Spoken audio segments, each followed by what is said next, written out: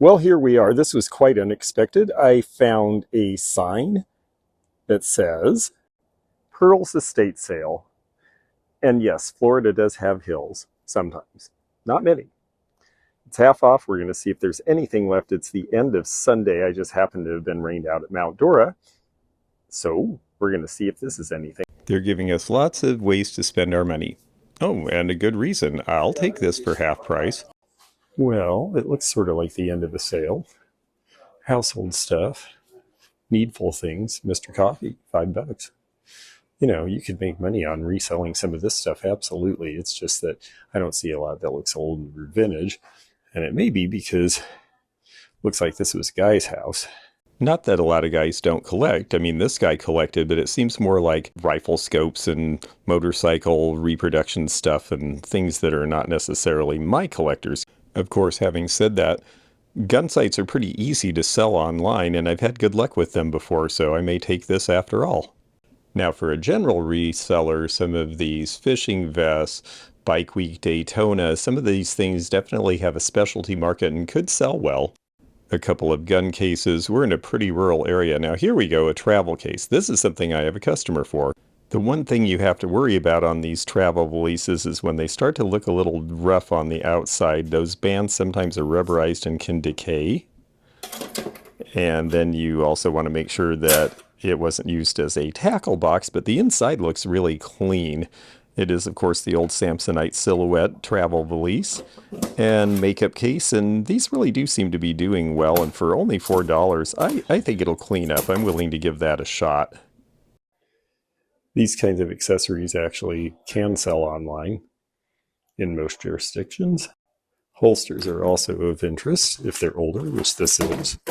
And I see something that's military. I mean, none of this is rare or particularly valuable, but if the price is right at half off, this is a name I see pretty often on this kind of leather work. Hunter is one of several embossed names you see on these. And yeah, this is worth it for the price. Motorcycle helmets are definitely something to look at. Some of them can be rather valuable. In Florida, you don't even have to have a helmet to ride a motorcycle. That was a law that they rescinded because people thought it interfered with their freedoms, and the woman who led the fight to get that law rescinded was immediately killed in a motorcycle accident. This little one is basically just for looks, really. Not much to it. Apparently, we had a playroom for grandkids or nieces and nephews, and we'll look to see if any of these toys are older. I see one of those guitar playing kind of games, but that's not one of the ones that seems to go for real high value. You really need all the parts in the box and everything. Most of these toys look like My Little Pony era, but we will check to see if any of these plastic horses are possibly Harland. I don't think they're Breyer.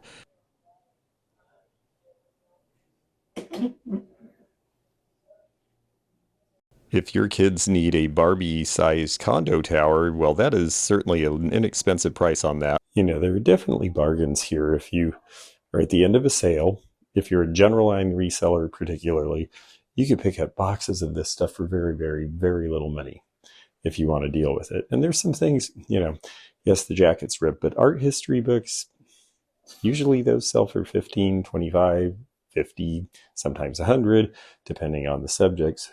But I just don't see a lot that's old and vintage here other than what I've already picked. Found a few things. I'm pretty happy about this for just stumbling across it. I'm betting this guy was an old rock and roller, and there probably were some great albums at the beginning of the sale. Let's see if we can find old stuff here. This shaker is a Rosemead pheasant made in the Dakotas, 1930s and 40s. If there was a pair and no chips, I'd get it. Japanese 50s. Paper label is gone. This looks fairly contemporary, but it might be sandicast. Yeah, Stone Cruise. I think this is something to buy for $1.50. This is a reproduction. The paint is just not the right color at all. There's the Rose Lane pheasant, salt and pepper together.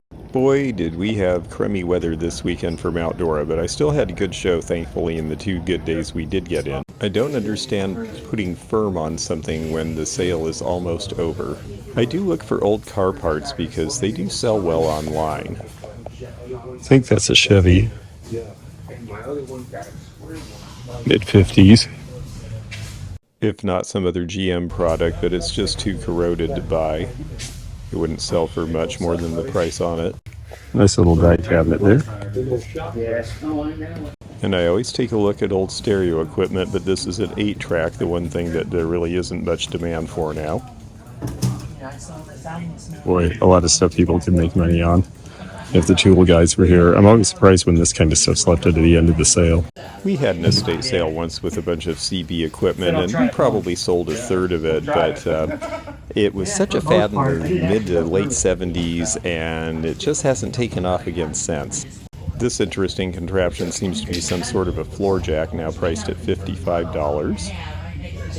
Well, I didn't get to stay at Mount Dora all day, but I ended up hitting an estate sale, and how did that happen? So this has been a lot of fun. Thanks for joining me.